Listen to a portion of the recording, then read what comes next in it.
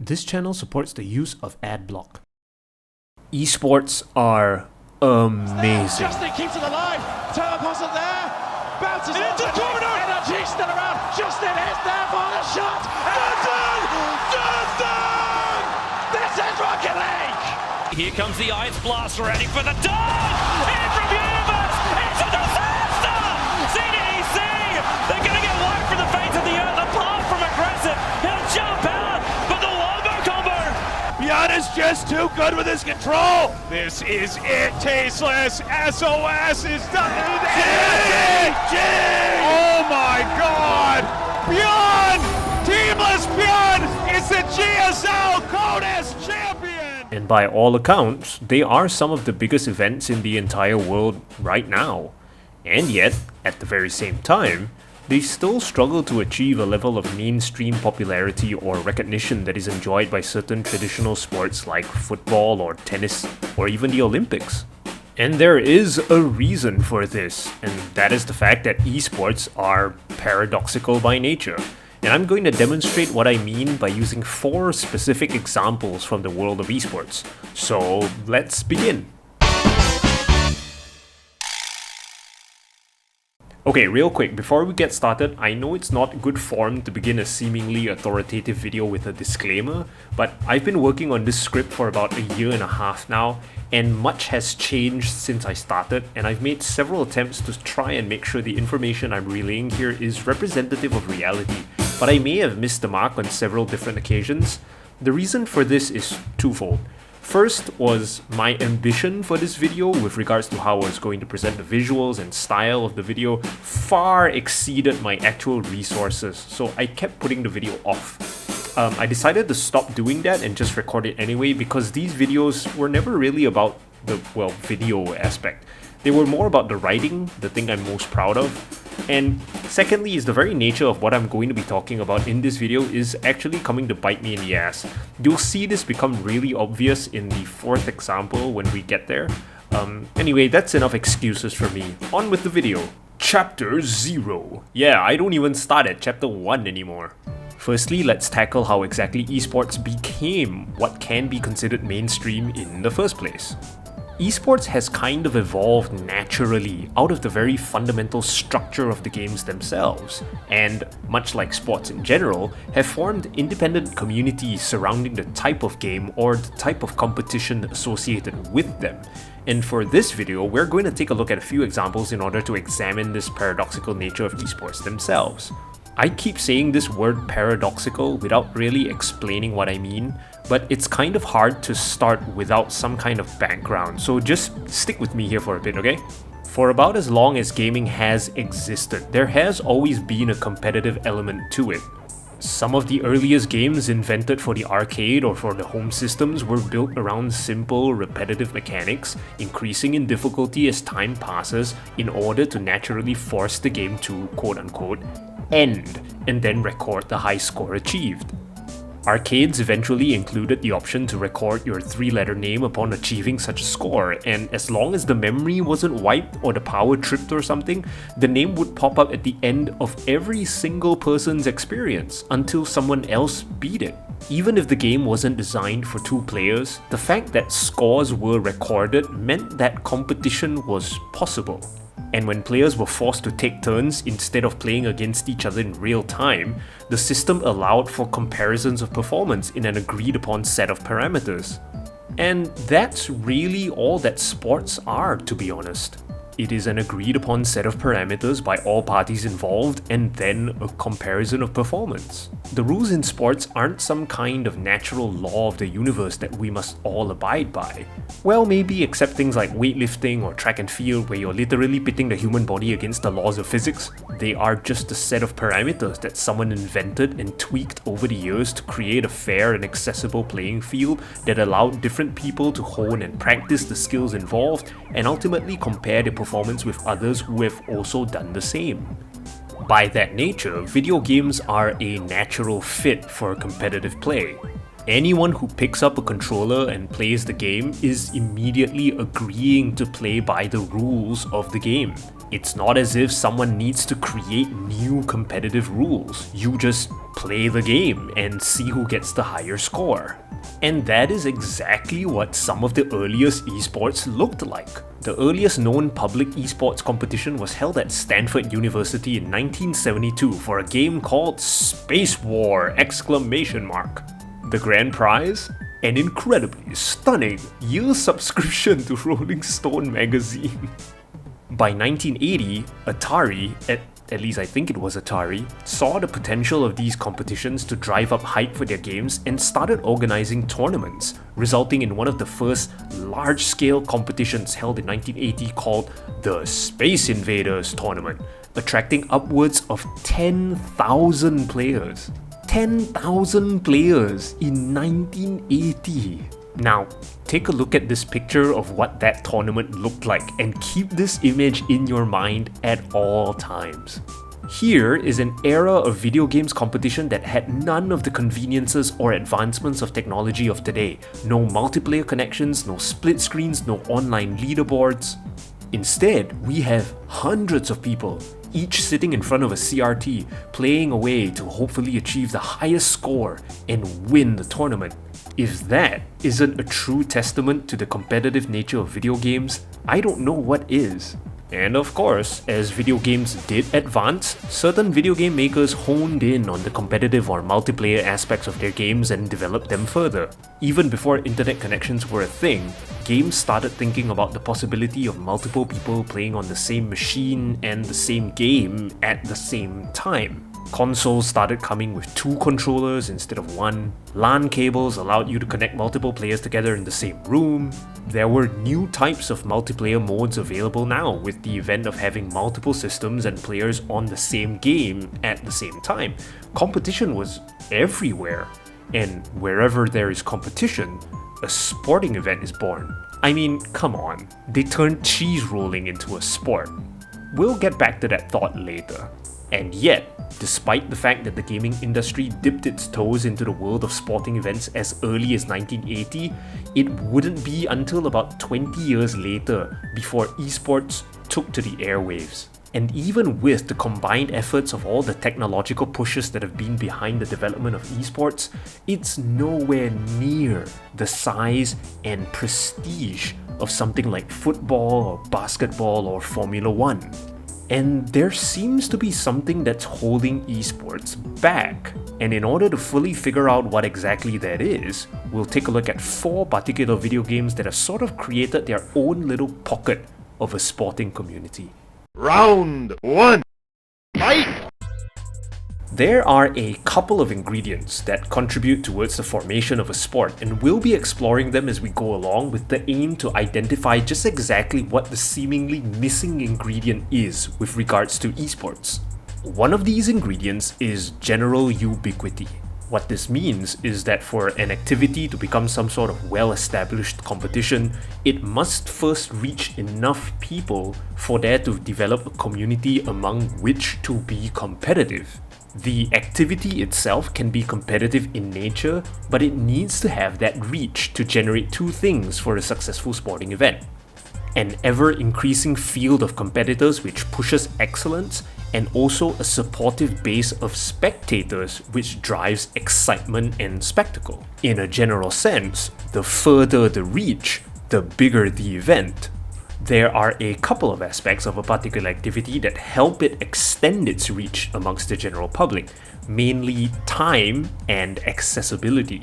It takes time for a sport to develop around a particular competitive activity, for the ins and outs of how it is to be fairly competed to be ironed out into a common understanding and shared among all who participate, for the casual participant to transform into the competitive athlete, for the skills developed to reach a level of mastery that it is something that others would want to witness. But it also requires a certain level of accessibility without sacrificing the level of skill mastery to attract the general public without turning them away with unnecessary or convoluted complications. Take football, for example. It's a game that has spent perhaps millennia in various forms among the general public and has therefore become entrenched in the public consciousness all around the world. But at its heart, it is also a rather simple game. Teams of equal size on either side are trying to kick a ball into a box. You don't really need to know much more than that to watch a football game and know which side is winning. But the game also presents a level of complexity that rewards the investment of time spent both developing the game itself and watching it as a spectator. Tactics and strategies and formations reveal themselves as your understanding of the team dynamics increases. On top of that, there is also the individual skill as well on display, the way in which players manipulate the ball, take accurate shots with power and precision, use physics to do things like curve the ball around obstacles. The understanding of these things creates a greater appreciation for the game itself, and once again rewards the time invested into it both from the player's perspective and the spectators. The game of Tetris, specifically classic Tetris on the NES, perfectly captures this mix of time and accessibility. It's an old game, which allows it to achieve a certain level of recognition among the general public, even those who aren't really into video games. The time it has been around has also allowed the competitive element of the game to be ironed out and proper competitive rules to be formed on top of the pre-existing rules of the game. For instance, a proper Tetris Championship match actually has players face off in an absolutely identical match of Tetris, meaning that players are given the exact same randomized pieces, meaning that the game isn't beholden to something like RNG anymore, and it is truly a demonstration of the individual's decision making and execution of moves. And at its very core, it is a truly simple game. You spin the pieces around and fit them together to make lines, and when you complete a line, it disappears and you get points. The more lines, the more points. And at the same time, the skill level of Tetris players has increased to such an insane level that the competition aspect of it is now truly at a remarkable stage. The game has developed to a point where anyone who watches a Classic Tetris Championship or a Classic Tetris monthly event can instantly appreciate the level of skill on display. If you didn't know any better, you would think that the Classic Tetris World Championship or CTWC would be one of the biggest sporting events of all time, right? Well, if you are familiar with video games in general, you'll probably already know that it isn't. It does have a decently dedicated fan base, and I would say that the competitive Tetris community is actually just hitting its stride right about now, but it certainly is by no means the biggest esport on the planet. In the CTWC 2020, there were just over 160 participants competing for a first place prize of $3,000, and the finals were viewed by about 30,000 people live on Twitch and has just shy of 300,000 views on YouTube. Look, that's no small achievement by any means, but it is comparatively one of the smaller esports tournaments around, considering the fact that it is one of the most recognizable video games ever made. It does help that Tetris, along with most other esports these days, has absolutely benefited from the avenue of online streaming, which has allowed stars of the sport to become full-time professionals by making their earnings not just from tournament prize money like some traditional sports, but also from a healthy online community. That has allowed a certain level of sports celebrity to come out of a game like Tetris. Most notably, players like the late great Jonas Neubauer, Joseph Saley, Corian, Green Tea, Dog Playing Tetris, Pixel Andy, Fractal, and a host of many others. Not to mention the fact that there are new Tetris players coming up every single month through the Classic Tetris monthly tournaments, and the establishment of now 3 different styles of top-level play: DAS, Hyper Tapping, and Rolling. By the way, do check out GameScout's videos covering this topic. His breakdowns of how each technique works is absolutely excellent. Link in the description. With all these things factored in, and also taking into account the avenues of modern broadcasting online, the fact that Tetris is genuinely exciting to watch at a competition level, the genuinely entertaining commentators during the live events, Boom, Tetris for Jeff. Boom, Tetris for Jeff. Boom, Tetris for Jeff. Jeff, boom, Tetris. Boom, Tetris for Jeff. Tetris seems like it has the perfect recipe for success, and yet it still feels like it hasn't really achieved that level of mainstream success yet. Why is that? Round 2. Fight! Arguably the franchise that gave us one of esports' greatest moments, and perhaps one of the early key moments that contributed to the actual growth of esports in general. Evo moment number 37. Rare footage of Daigo actually angry. Justin's turtle style. Overcome Rao. Now on the verge of putting Daigo down 1-0.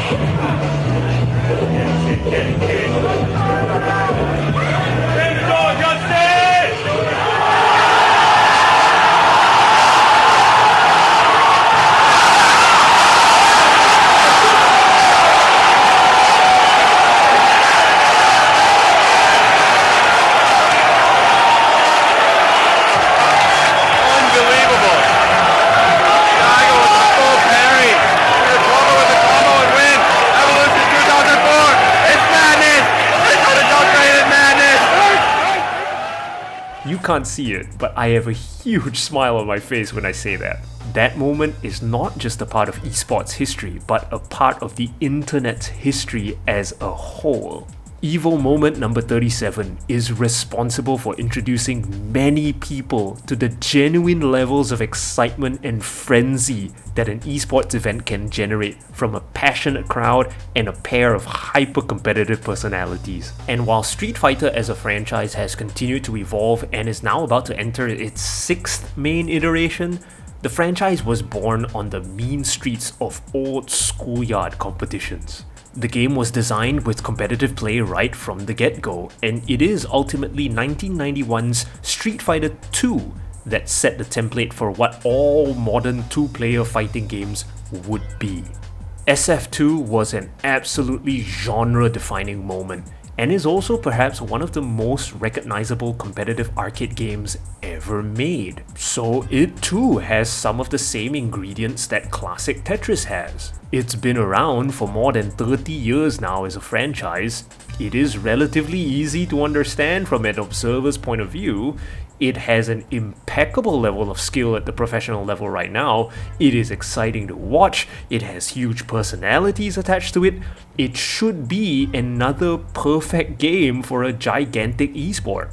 There are some differences with Tetris though, and it's interesting to think about them as we're considering this topic of esports as mainstream sporting events. One of the big differences is that the level of complexity of the game itself is certainly very much higher than something like Tetris. Tetris, and all other really classic single-player arcade type games, has a relatively easy mechanic that almost anyone can pick up.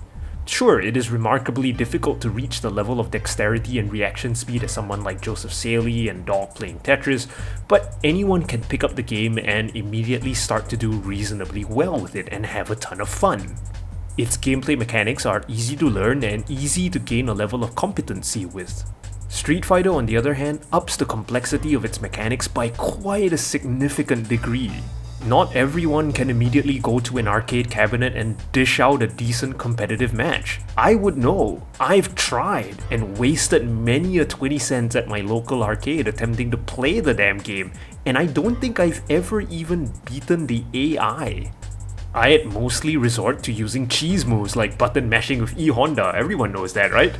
And that is perhaps why there is a certain level of schoolyard bragging rights that comes with being good at a game like Street Fighter. Compared to Tetris' mechanics of rotate piece and drop it into hole and repeat as speed increases, Street Fighter is far more complex with its inputs and execution, like dashing, high and low attacks and blocking, close attacks, range attacks, special input moves, and so on and so on. On top of that was the introduction of gameplay mechanics like unique character movesets, building meter for special moves, and frame-perfect timings for combos and counter attacks. And so, while it is certainly still easy to be a spectator and tell which character is getting beat up and losing and which character is dishing out the beatdown and winning, it takes a lot more to gain a deeper appreciation for the actual skill of the players on display, because the skill gap between the average button masher like me and the skilled professional seems to be that much wider. All that being said, Evo moment number 37 kind of proves that the spectacle and hype around an insane beatdown transcends all levels of understanding surrounding the game, and anyone who comes across that video, even those who've never touched the game of Street Fighter in their lives, can totally get into that moment. Watching it, you want to know what exactly happened if you didn't understand it. You want someone to tell you just what the hell happened that caused the crowd to erupt in one of the most raucous cheers ever recorded in esports history. And that alone should tell you that Street Fighter is the greatest esport of all time. Street Fighter, along with the rest of the fighting game community, better known as the FGC, has indeed become one of the more recognizable events in all of esports. The EVO Championships began as the B3, Battle by the Bay tournament, featuring Super Street Fighter 2 Turbo and Street Fighter Alpha 2 back in 1996, well before the CTWC launched its first tournament. The first B3 tournament had about 40 players and was held in an arcade in California, but by 2005, things had grown so much that they moved the entire operation to a casino in Vegas, and by 2009, the entire EVO event was attracting upwards of 1,000 participants in total. EVO 2019 saw almost 2,000 participants vie for the crown of Street Fighter V champion, and the grand prize of, wait for it, $31,706 which is more than 10 times the prize money of the CTWC. Now, because EVO is an event featuring a bunch of fighting games together, it's hard to find statistics pertaining to Street Fighter itself, but it certainly remains as one of the biggest components of the event altogether, and EVO 2019 generated an average of 58,000 concurrent viewers on Twitch, and a peak of almost 300,000 concurrent viewers, not to mention spectators at the event itself, which had paid tickets ranging from $10 to almost $100. And I can tell that if you're not an esports enthusiast, you're probably sitting there feeling rather unimpressed. So let's move on for now. Round 3, fight! This is regarded by many as the father of modern esports. It is the first esport to ever receive a national broadcast on network television. It is the esport that many attribute to being the reason why esports are even a thing nowadays, with mainstream aspects like actual professional commentators or sportscasters giving real detailed and exciting play-by-plays, sponsorship deals and ads from major commercial brands, professional esports teams, esports celebrities, and all this from a game that was made in 1998. The story of StarCraft is really rather insane and is a lot of fun to explore if you're not familiar. A lot of what makes StarCraft so compelling and so insanely competitive came together almost by accident. To be honest with you, StarCraft isn't a particularly well-made game. In a 2017 post on the official Blizzard development blog, the devs tell the story of how StarCraft was basically a bunch of really roughly cobbled together ideas from a team that didn't exactly know what it was doing. They were trying to basically capitalize on the success of Warcraft 2. Make Warcraft, but in space, I think was the joke. So you see, StarCraft introduced a whole bunch of new things that needed to be coded so that the executions could be made by the player, and as such, the real-time strategy game as a genre has a level of complexity that far exceeds anything from any other genre until today. If the jump in complexity from something like Tetris to Street Fighter was already huge, the jump in complexity of gameplay and executions to something like StarCraft is like taking a trip to the moon. There's unit commands, base building, multiple resource gathering, resource and supply management, unit groupings, unit control, asymmetric race balancing, air and ground units, different damage types, different armor types, basic upgrades, unit specific skill upgrades, hotkeys, and a ton more things that the game had to do. And all this was controlled by a single player with a mouse and keyboard. And so, naturally, StarCraft is riddled with bugs and glitches, most of which have been patched out over the years, but some of which still remain till this day and have actually been woven into the actual strategy of playing the game itself. In fact, new things are still being discovered in the game right now, and new approaches to particular matchups are still being developed 24 years after the game first launched. But none of this really compares to the one thing that makes StarCraft both a bad game and a great game at the same time: AI pathing. A huge component of the RTS genre is you, as the player, giving instructions to your units and the units carrying out your orders. You aren't in direct control of the units themselves because you aren't just controlling the one thing like you control the individual block in Tetris or the single character in Street Fighter. No, you are in control of sometimes more than 100 different units across a huge map that scrolls 4, 5, even 10 times the length and height of your screen. And so, the game has to include code that allows units to take the orders that you give them and interpret them in order to carry them out.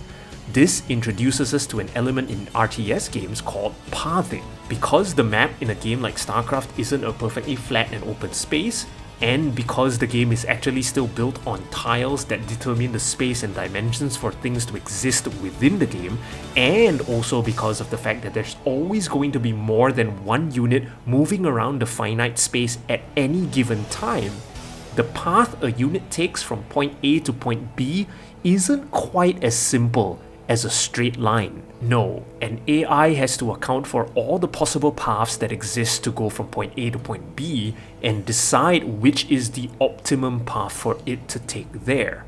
Couple this with the fact that you can issue the same command for up to 12 units at the same time, and most of them cannot occupy the same space at the same time and yet have to reach the same destination together as a group. The AI pathing is an incredibly complex thing to get right. And the funny thing is, StarCraft didn't exactly get this right. The developers actually took several shortcuts to achieve the effect that they desired. And while it has a degree of success that is workable for most general play, it essentially means that most StarCraft units are actually incredibly dumb. Most of the time, the units will choose to interpret your commands in ways that you never intended, and you can't control that. Units can get stuck in small spaces or block each other in an attempt to move out, and players of a certain skill level have to actually fight the game's ridiculously bad pathing in order to get their armies to do exactly what they command them to do. This became a thing known in RTS gaming circles as micro, short for micromanagement. The complementary component to this is called macro, which is the management of resources and the construction of buildings and units. The necessity of managing these two components also spawned the metric of APM, or actions per minute, and one of the earliest fascinations surrounding the professional competition of StarCraft was watching the pro gamers shatter their keyboards with ridiculous APM.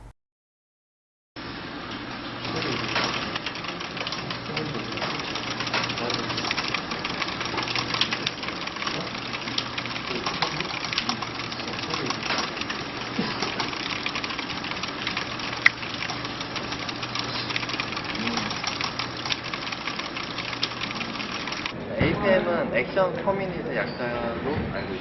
손 속도를 나타내는 그런 평균 수치 같은 겁니다. 제가 생각하기에는 그러니까 우승할 정도의 APM 가치라면 200대 후반에서 300대 초반까지는 나와줘야 된다고 생각해요. 그러니까 자기가 생각하는 것, 그림을 최대한 게임 안에 표현할 수 있는 그런 감이라고 보시면 돼요. It was bewildering for first-timers or casual players of the game to witness professionals moving their fingers at such an insane rate, all for the sake of maximizing the number of inputs and level of control over the game that would give them an advantage and ultimately land them the win. And then there is, of course, the strategy itself, which has been in an ever-evolving state since the beginning of StarCraft competitions. A casual player might approach the game by simply making as many attacking units as they can and steamrolling the opponent with sheer force. But as you gain a deeper understanding of the game's mechanics, real strategies actually open up. Which buildings do I build first? Which units do I make and how many of them do I make before I change to another unit? How long do my resources last? How soon should I build my next base? Which units should I mix to form a stronger army? And all of this is also being executed in real time. Unlike a deeply strategic game like chess or Go, where players take turns to make their moves and calculate their best possible choices, even if they are timed, StarCraft makes players make strategic decisions in real time. This constant evolution of strategies and builds became known as the meta.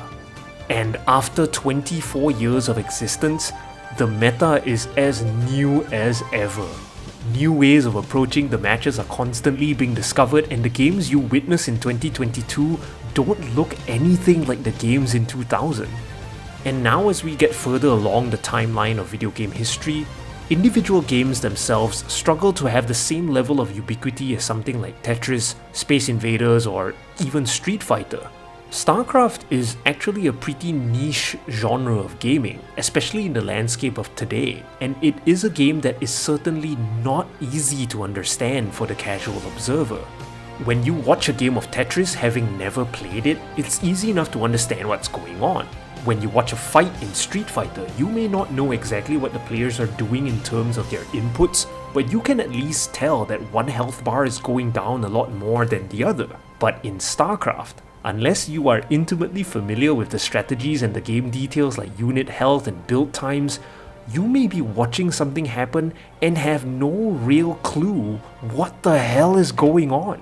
And despite all of this, despite the fact that StarCraft is nowhere near as ubiquitous as other games in other genres, despite the fact that StarCraft is so incredibly complex and confusing to the casual viewer, it was, and still is, one of the biggest esports of all time. It began in Korea, where StarCraft became a ridiculous cultural phenomenon. Almost the entire country was playing it, and it eventually made its way onto Korean network TV. An esports organization was created to govern the sport, KESPA, and pro gamers became national celebrities. South Korea became the heart of StarCraft competition, so much so that anyone outside of the Korean competitive scene was known, and still is actually known, as a foreigner. At its peak in around 2007 and 2008, StarCraft leagues in Korea had top prizes of over $100,000, and the events were being held in outdoor stadiums to sold-out crowds from around the world.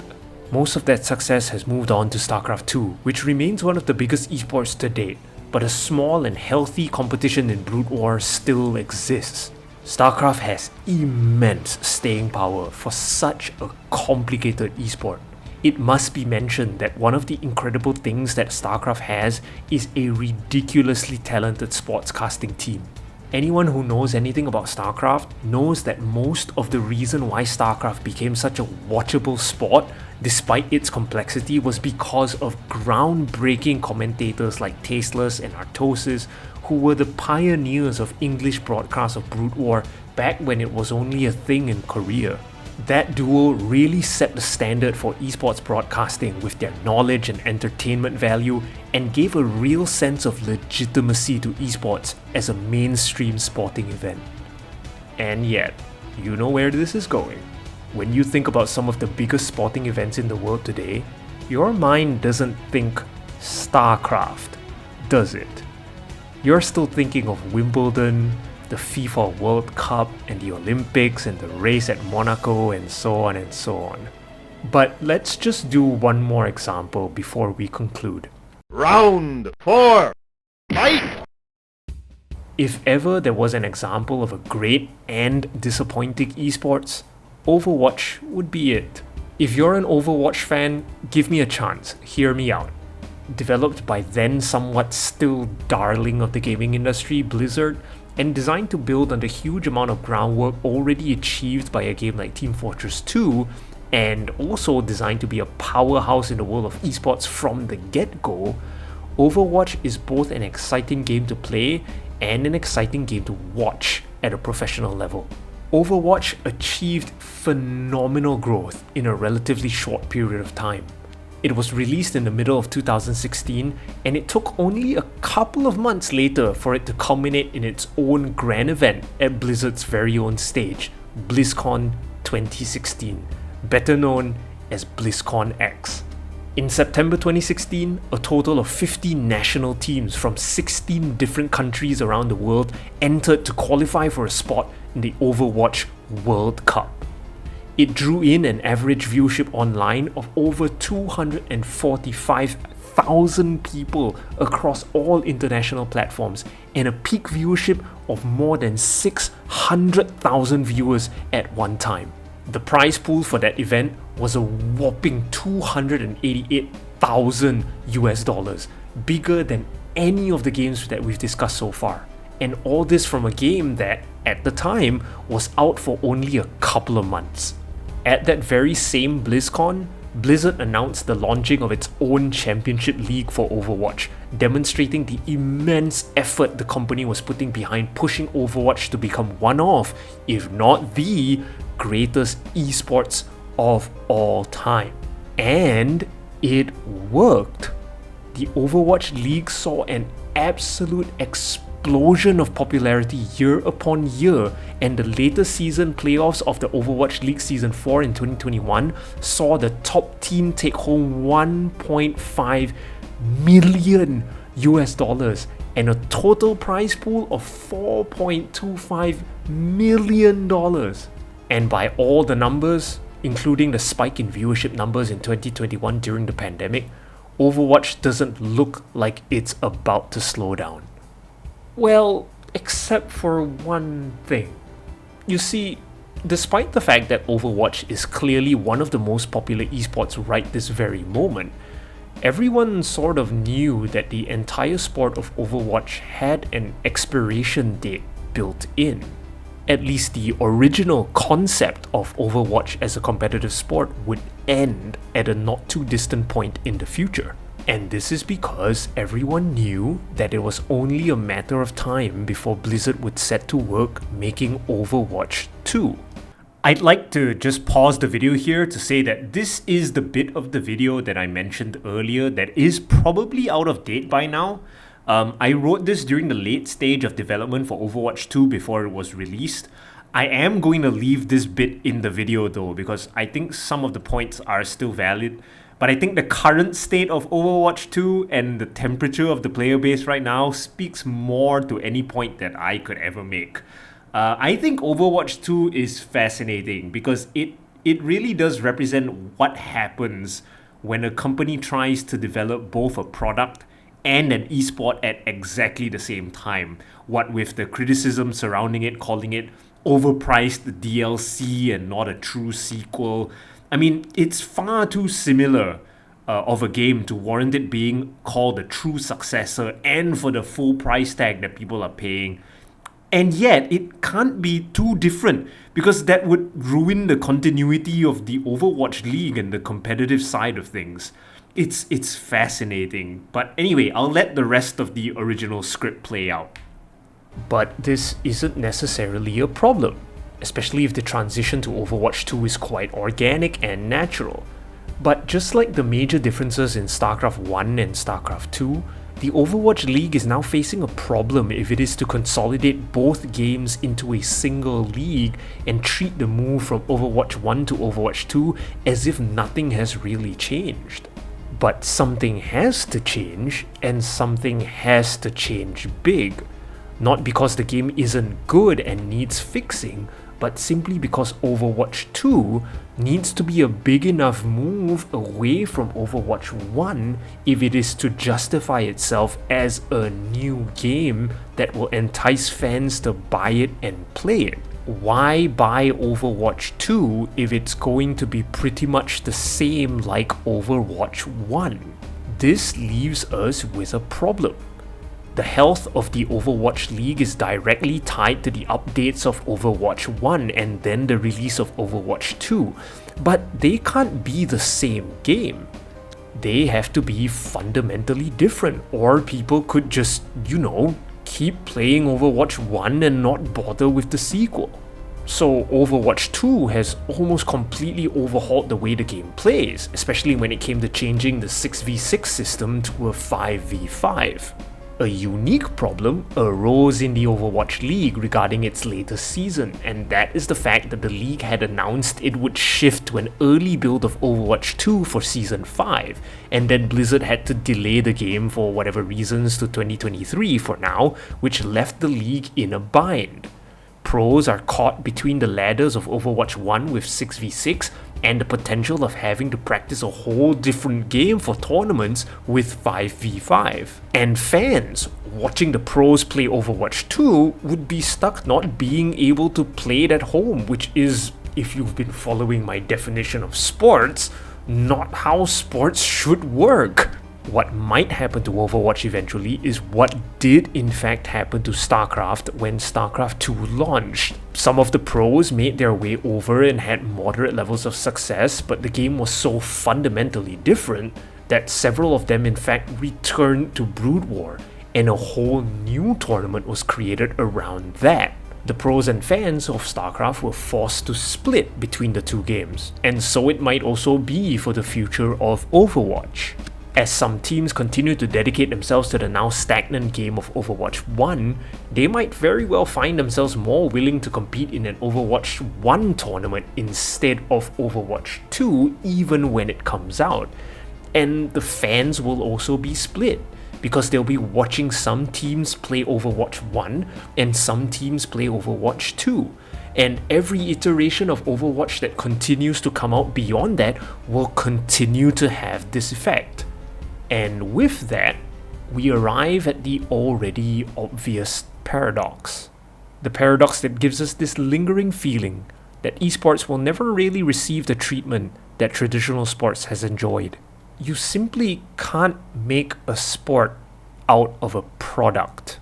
Because football or basketball doesn't need to be sold. Video games do. But you need a constant to develop a real sport around, and video games by nature aren't ever constant.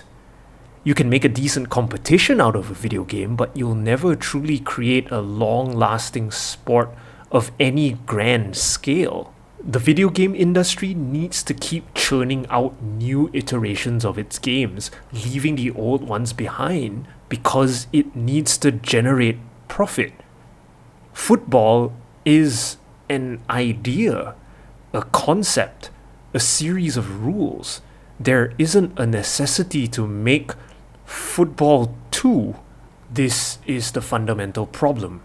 The impossible mountain that esports needs to climb before it finally becomes a truly grand event, a truly great sport.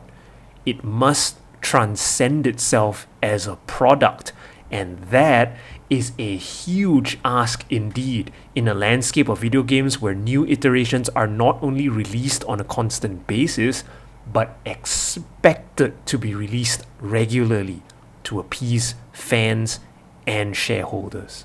And that is not the foundation of a great sport. Final round. Fight! So where does this put us with regards to esports?